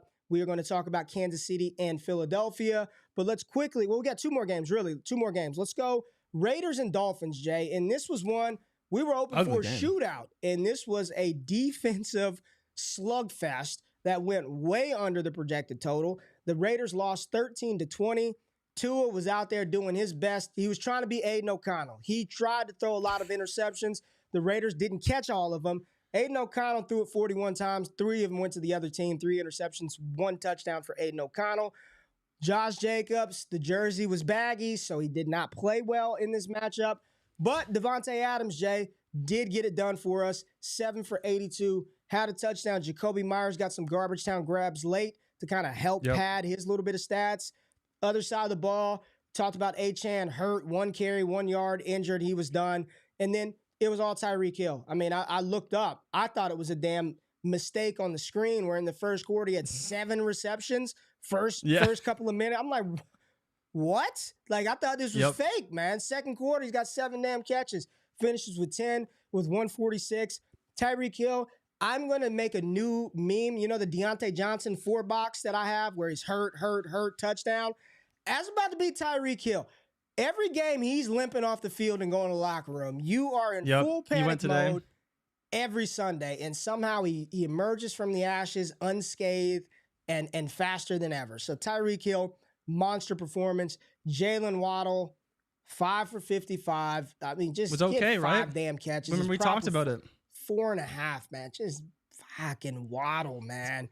Mostert, 22 for 86. Just, Jay, I don't really have a lot to take away besides this was a good football game that didn't yield the fantasy stuff that we really wanted, but the 2 superstars balled out. Adams and Hill balled out. Both of those 2 balled out.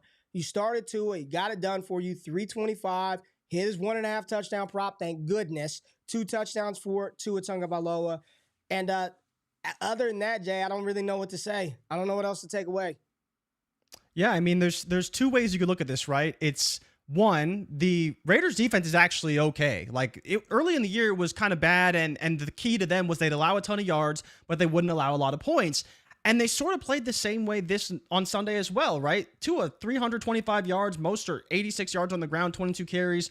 Tyreek Hill obviously went well over 100. So it was all there for them to have a big game, but they didn't put up a ton of points. And this is kind of the theme for the Raiders all year long. And this is why you have to be mindful of when you're playing players against the Raiders. They may get the yards, but the touchdowns and the points may not necessarily be there. I think you look at the other side, the biggest takeaway is Miami's defense is phenomenal. Like getting Jalen Ramsey back, they are playing like a top 5 defense right now. And I talked about this on the preview show. Well, I didn't think Josh Jacobs was going to have a good game. And when we talked about him, I was going to have him as a sit of the week, but we didn't get to that. Unfortunately, just ran out of time.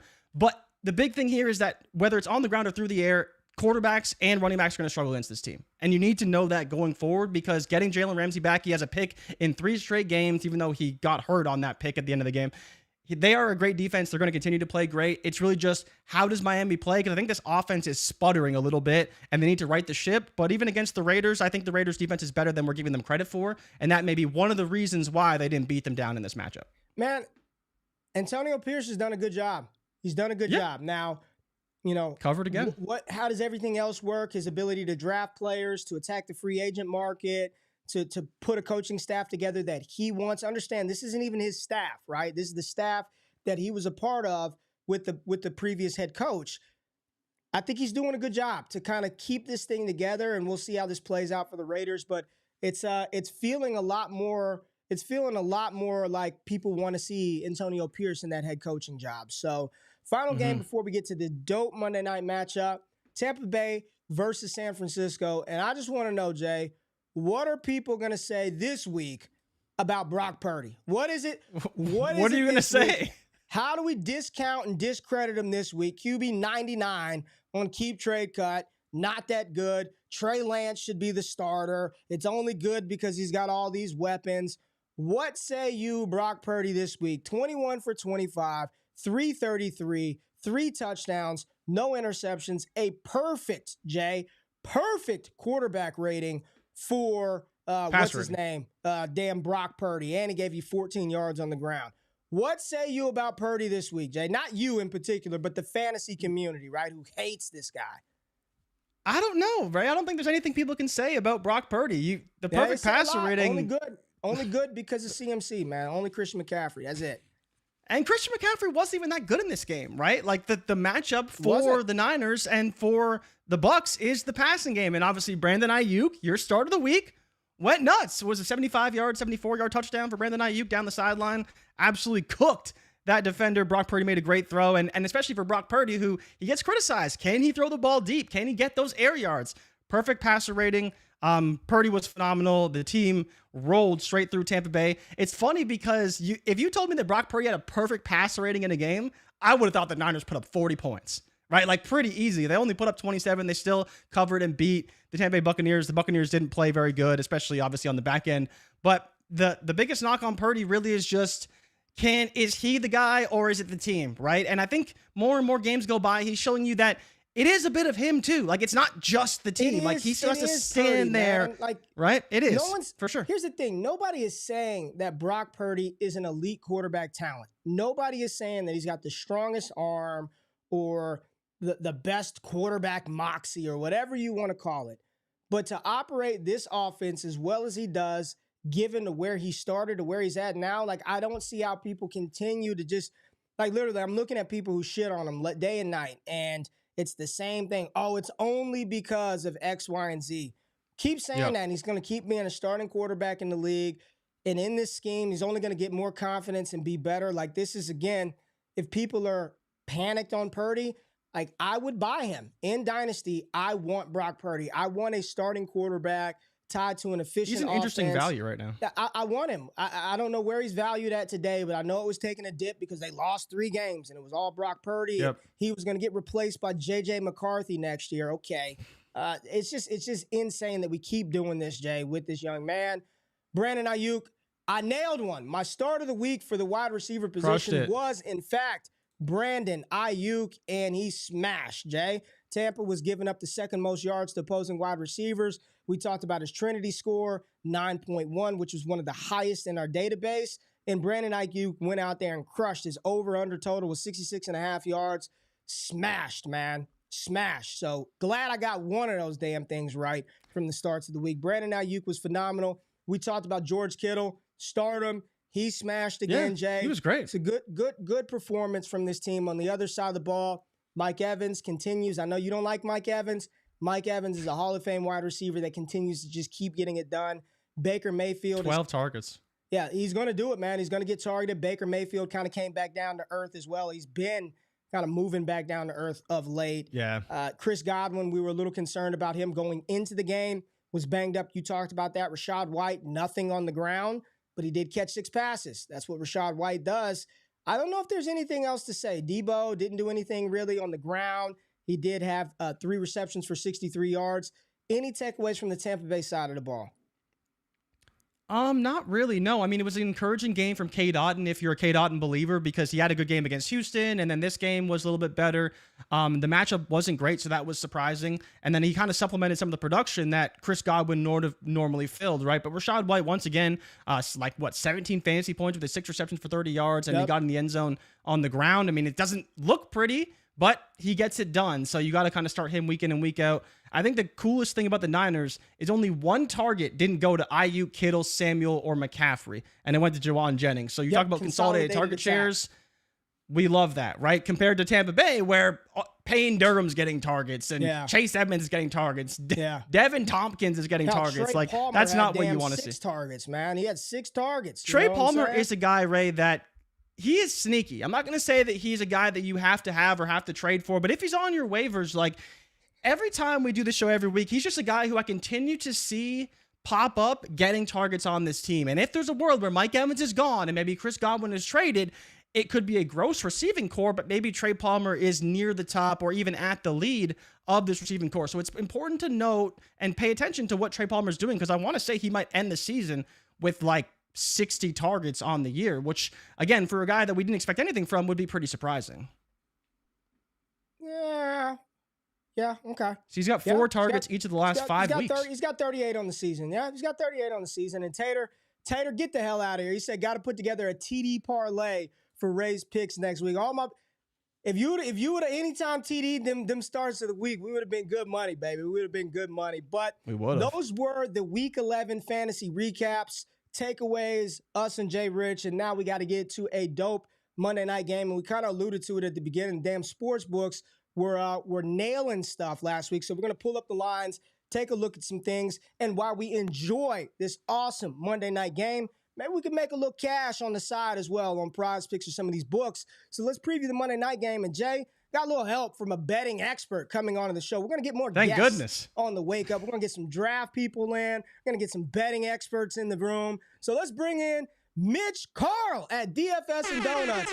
What's up, Mitch? Welcome to Wake Up. How you doing, baby? Oh, man, at Buffalo Bills with the W, Super Bowl 56. Rematch tonight if you're not excited, as we are here. Check your dang pulse. This one's going to be a barn burner. I'm excited, bro. Well, we're going to talk about the Monday Night Football game, Mitch. And for those of y'all who don't know, Mitch Carl is a betting professional. This man, his full-time job is to bet. I work with him on the side.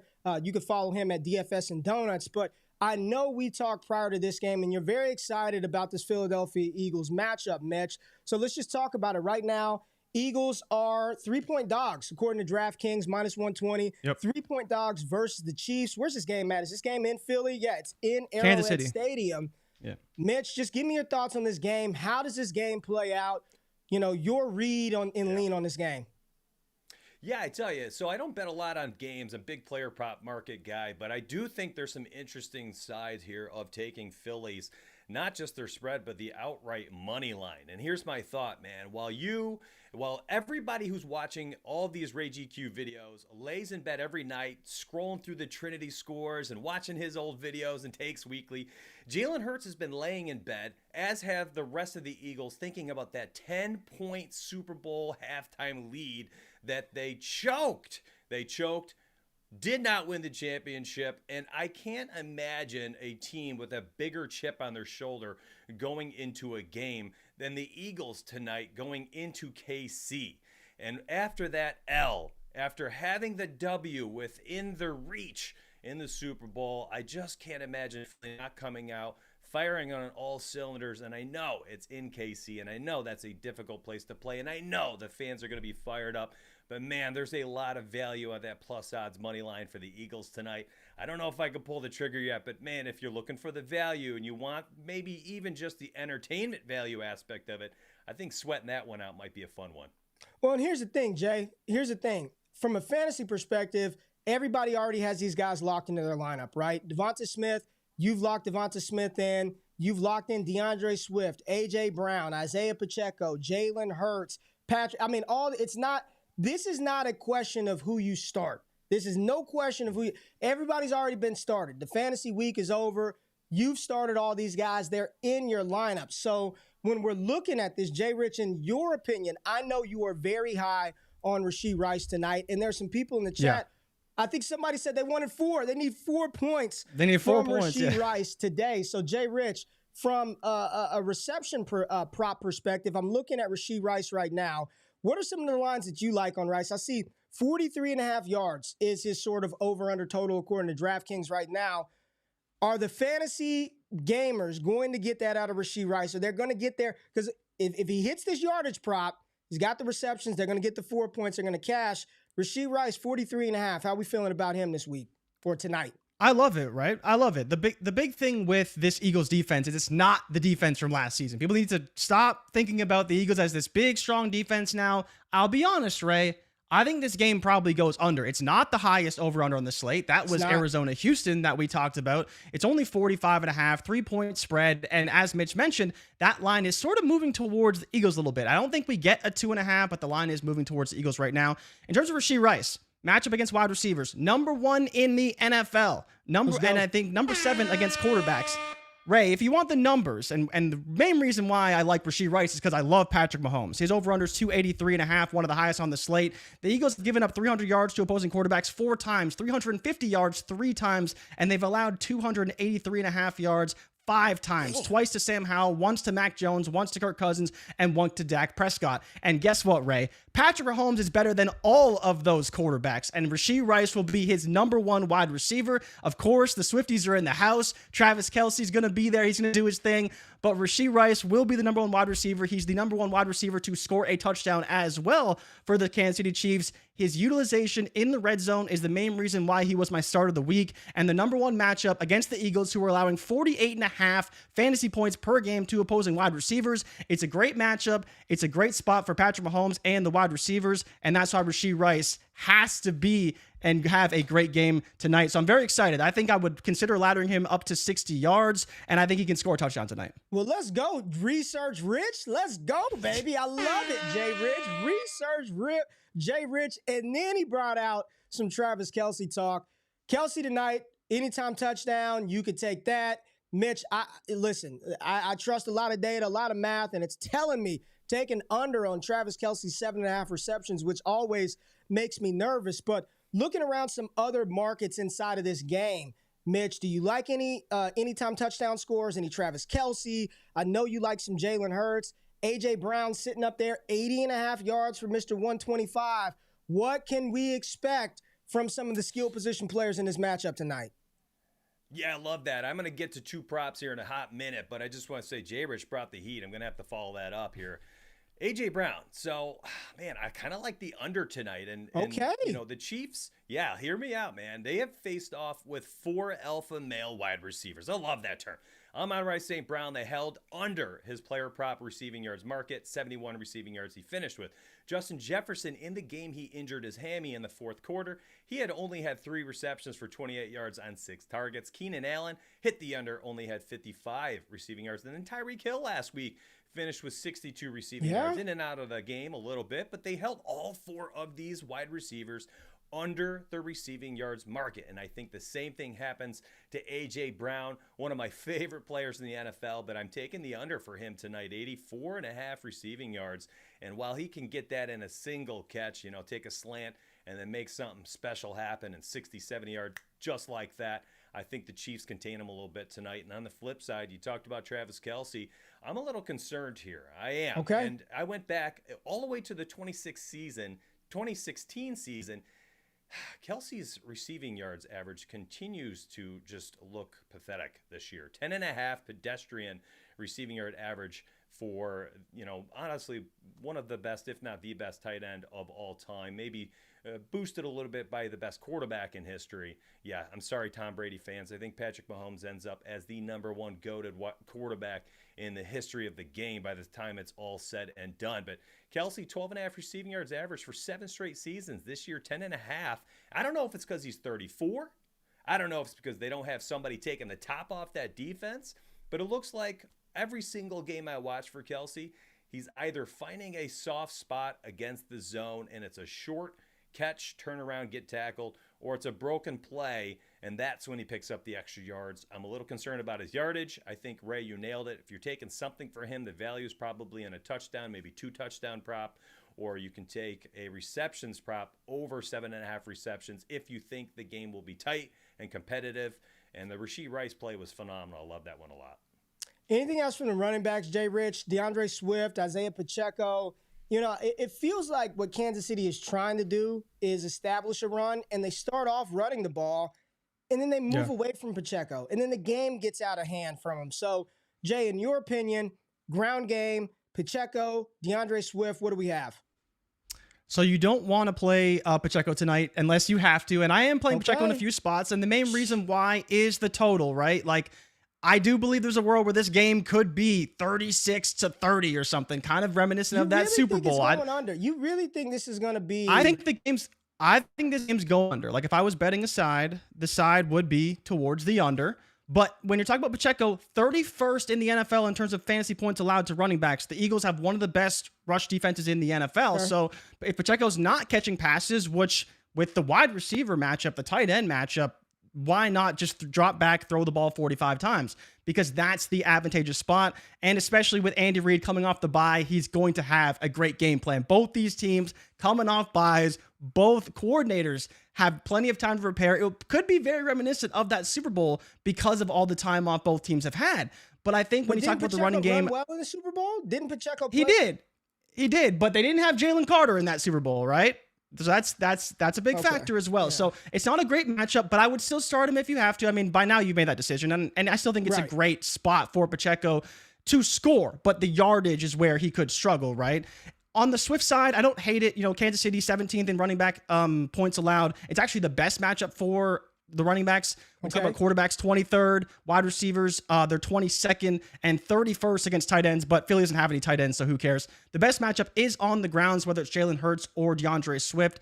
I think you're starting Swift and be okay playing him, but if I was going one way, I'd probably take the receiving yards over the rushing yards for DeAndre Swift. All right, there you go. Because Kansas City has not covered that well. At least Kansas City hasn't covered running backs very well in the past and haven't done so well this year either. All right, that's the Mitch, big matchup, I think. Before we get you out of here, man, any nuggets you want to drop to the good people here? 345 strong. Hit the thumbs up button, like the content. Anything else you want to leave the good people with, Mitch? Oh, yeah. So if you're a player prop better like I am, or you want to dabble in it, I got 2 picks for you. I'm just going to drop them real quick for you. JRich McKinnon over 15.5 receiving yards tonight. Hear me out. This is an interesting one to me. Yes. So with Mahomes' pass attempt prop at 38.5 and Pacheco at under 13.5 rushing attempts current lean, that means basically that the Vegas bettors and the opening lines have said the Chiefs are going to chuck the football a bunch and they're not going to run it very much. And if that happens, I think we see the higher end of the snap range from JRich McKinnon. When we get the higher end of the snap range, he's hit the over in about 75% of the games. Throw out all the signals, the trends, the stats. We can take the over if we think this one's going to be a high-scoring game. On the other side of the ball, give me Philly and give me Jalen Hurts over 8.5 rushing attempts. Now, you kind of teased the viewers here in the beginning about my love for Jalen. I love this kid, man. He is so good. 25 years old. I guess not a kid anymore. Young man just looking like a boss. 24-3 as the Eagles starting quarterback last 2 seasons. And again, one of those losses in the Super Bowl. Coming into this game in Arrowhead with the chip on his shoulder, I think that they put this game on his shoulders, and I expect him to make it look good. Now, I went back to every single one of the games over the last 2 years, and I looked at it. Anytime there was an 8-point differential in the game, everybody understands what that is. That's a touchdown and a 2-point conversion. So just a single tutty being the differential in the final score. Win or lose, didn't matter. Jalen Hurts has had 9+ rushing attempts in 12 of those 14 games. Give me the dang over. He had 15 in the Super Bowl. I love those two props. They're the only two things I'm betting on tonight officially. Jalen Hurts over 8.5 rushing attempts. JRich McKinnon over 15.5 receiving yards. Well, then you get that tush push, right? If they do that once or twice, that's a cheaper rushing attempt for Jalen Hurts. So, Mitch, thank you for jumping on the Wake Up stream, coming on for your first time, popping your Wake Up cherry with us here. And John, Gay, have a great weekend, John. Thank you for being here. And John said, is this the best Monday Night Football game of the year? I think so, at least on paper. I mean, it feels like we're previewing a damn Super Bowl right now. We're running through every damn prop, the lines, the spreads, the totals. It feels like a good one. Mitch, thank you for being here. Everybody, make sure you follow at DFS and Donuts on Twitter. He's doing all kinds of stuff, NBA, MLB, NFL, MMA, all kinds of crazy stuff. Mitch, thank you for being here, and we'll see you soon, man. Thank you, fellas. All right, JRich. All right, baby. Let's wrap up the doggone show, Jay. What do we have? We went through starts of the week, talk Monday Night Football. We got some super chats, Jay. I'm not gonna end the show Let's go. without getting to the damn super chats, baby. We got a couple of super chats. So right here from Bobby B's. Bobby B's, shout out to you, man. Traded JJ so Justin Jefferson for Cortland Sutton, the 101, and a 25 first, 1 QB start 8. Jay, he traded Jerry Jeudy, Justin Jefferson for Sutton, the 101, which should be Marvin Harrison Jr., and another 25 first, and a start 8, 1 QB. What do you think about this one, Jay? Start 8. It's scary. It's scary. I love Marv, Ray, but it's a little scary because if Marv isn't JJ, you probably lose that trade, right? If we're just being honest. It's a great trade, and I like the strategy behind it. I like the strategy behind it. But if Marv is not JJ, and that is, Hall of Fame bar, at least his trajectory is, right? And we all admit that Marv can do that. Like, we believe Marv can do that. But it's a dicey trade in a start 8. If it was a deeper format, I'd say, oh yeah, like do it 100%. It's in that start 8 that you need the highest of high-end talent. Right. And Marv isn't producing that yet, but we do believe he can. So it's not a terrible trade, but it's just, it's a dice roll. But I like the confidence in Marv. What I would do, Bobby B's, what I would do is in a start 8, Cortland Sutton for me is he's right basically at the threshold. Droppable. Yeah. He's right at the threshold of if you would play him or not. I'd try to move Sutton. I would try to move Sutton. I'd try to trade Sutton. I don't know what you can get for him, but I'd try to move Sutton. Can you move Sutton in that mid 25 first for an additional 24 first? Like, can you walk away from that thing with the 101 and the 103? Like, I feel better about that than Cortland Sutton in the mid 25. Package up the 25 in Cortland Sutton and see if you can move back up to get another high-end 2024 pick. That's what I would do. That's how I would freak that. I don't mind it. I like the strategy. I like the process and what you're trying to do. See if you could package up Sutton in the start 8. Top Miami, what's happening with you, baby? I traded away Justin Jefferson for Jordan Addison, 24 rookie 101, 103, 106. Wait. Wait a minute. If you did that, that's a great trade. Wait a minute. He traded away Justin Jefferson for Addison and the 101, the 103, the 106 in a 1 QB full PPR. How did I do? He just flexing on us, right? He just flexing on us. He just flexing on us. You know you freaking smashed this shit, man. You absolutely go to South Beach, hang out, drink, have some fun. This is a smash. I mean, it's juxtaposed to the trade that we just saw. Count that money. Count that money, man. You got the 101, 103, 106, and Addison. Come on, bro. Come on, baby. Appreciate just flexing on us. Just flexing on us. Yeah, you're flexing, man. You're flexing. I appreciate the flex, too. Flex on it, baby. Good stuff, man. All right, Jay. Let's look at the chat real quick. Garrison said, food for thought, what happens if Marvin Harrison lands in New England? He won't. He's got to go to Arizona. Right now, it's Chicago, Arizona, New England, Chicago. I think the crazy thing, Ray, is that if Caleb goes 1, there is a world where he does it, where Marv doesn't end up with Caleb wherever he goes if he's at Chicago, if he's in Chicago, right? Because he could end up in Arizona. Yeah. Let's holler at the chat some more before we're gonna start doing this, because during the show we're kind of rolling through the show. Yeah. So let's just engage with the chat for a little bit. Mitch said, forgot to mention Jalen Hurts kneel downs if they win counts as rush attempts as well. So yeah, it's cheap. Get some cheap rush attempts out of there with QB sneaks and kneel downs, especially on a win. Let's see what else we have. Tater said, if that was Smitty instead of Sutton, I would like it a little bit more. I'm with you. I think it was Sutton that really kind of hurts us in that deal. Cowboys, Lions, week 17 would be wild. Yes, it will be.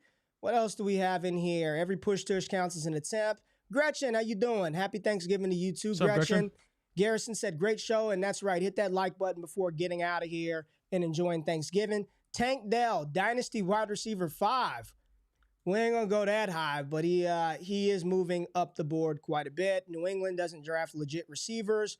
Where you guys got Dell in your rankings? Wide receiver 15? I'm not sure yet. Do you want to do a Would You Rather? You want to do Would You Rather before we go? Do you want to? Let's do it. Tank Dell is very tough, but I like him a lot. Hey, this is going to be a segment. Let's go. Would you rather Nathaniel Tank Dell edition? Who's going to be on the hot seat, me or you, for this one? Oh, you got to be on the hot seat. Right. I got the names.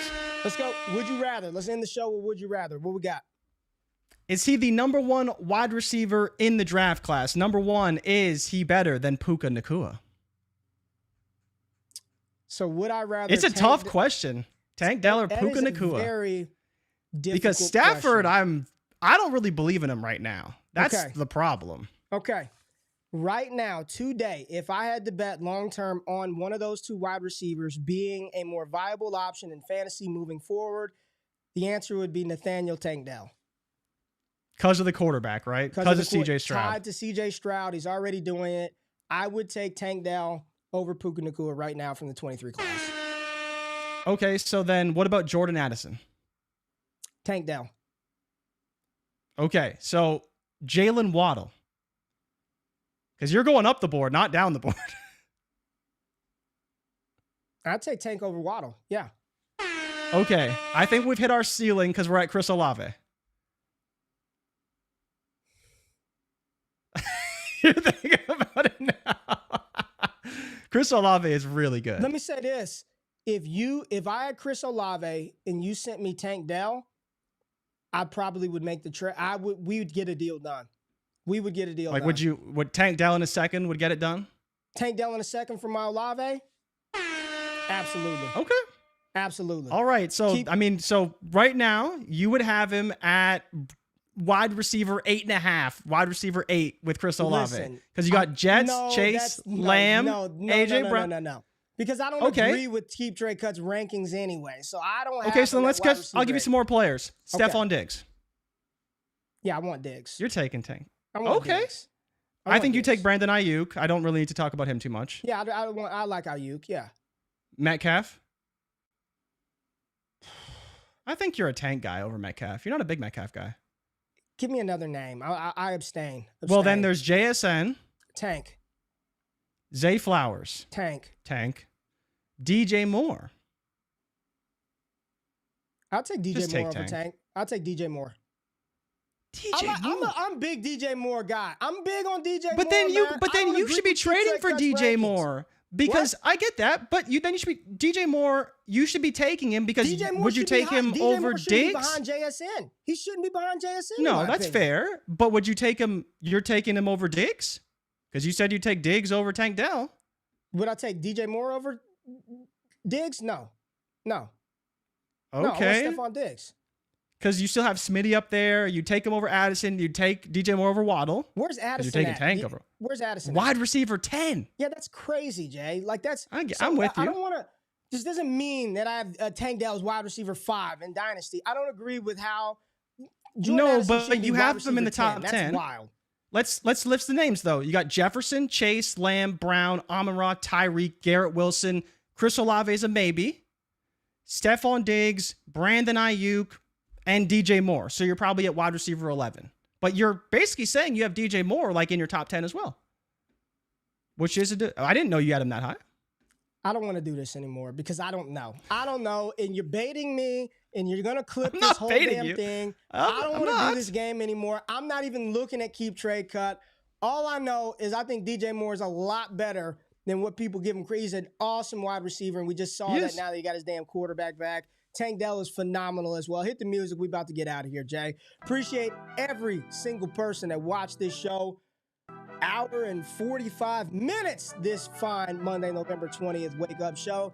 Make sure, as we talked about at the beginning of the show, no wake up on Friday, but we are going live Wednesday. So be here. Wake up with me and JRich on Wednesday morning. Pre-Thanksgiving show. We'll be previewing the Thursday night matchups. We'll talk a little Sunday Sunday NFL football, and have a good time. Stay tapped in to all of the dope stuff that we have cooking at Destination Devi. Anything you want to say to people before we get out of here, Jay? No, man, I'm pumped for rivalry week because we have rivalry week this weekend college football too, right? Yeah, Michigan, Ohio State this weekend, man. Get Michigan, Ohio State. Got a lot of good games this weekend, man. A lot of good games. Nice. But yeah, stay tapped in. We'll see you guys on Wednesday. Like, subscribe to the content. Check out the articles. Lots of good stuff. Patreon.com/allgas. Join the Patreon, baby. Get in the community. But that's it, Ray. I think I'm good. Rhonda Commander said Ray's taking his ball and going home. You damn right I am, Rhonda. I'm out of this thing. I'll see y'all on Wednesday. We out. Peace.